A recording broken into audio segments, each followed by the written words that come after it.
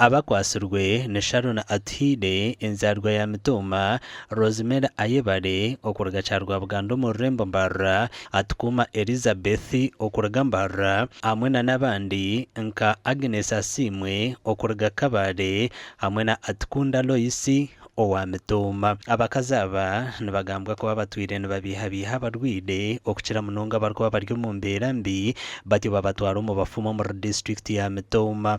Nenda mukimanya ngu in most cases hine kabarwire abatari kuba bine nka sense of judgment ninga shina ba caretakers, so nkaba abantu bijamo bakabagambira ngo obujanja bamuri kutunga hatuba tumurihe mukarungi kona so bahendera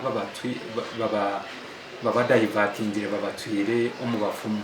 Harrison Kagude omugambirizi w'irwarire nagira ngu abantu b'ekika nk'eki banyangariza abarwire ahari Mbarra Rifaro kandi nenda kubamanyisa ngu egi kategori nayo neyeshamiriza na n'aba bantu abatwire abari kweta ngu n'ababungi b'amagufa abari kwija bakatega katebe mu irwarire bari kuronda abantu abahendekire na munonga ba accident abo abashaho bitu bariyo baragurira abari on course to recover then bakahendera babatwireyo then okuza kugaruka ebintu bikaba byasisikire munonga. Nabwe polisi ekwasira omusigazi wabine Wycliffe orukora n'ekitongole kya Philippines Pharmaceuticals ahabwa okushangwa naguza abarwire emibazi kandi akabaragira okurugaho emibazi y'abashaho barikubaha.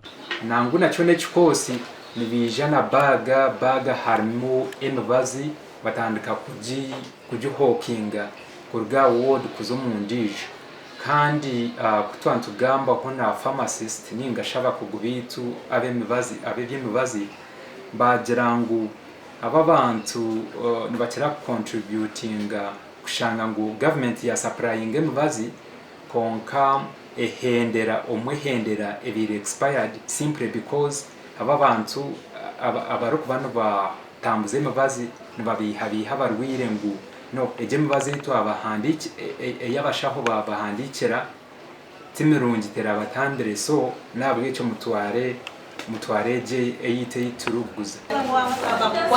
Abakwasirwe bona polisi batwira kitebe kya ikikuru ekyambarro bwo kucondoza kuri kugendo misho.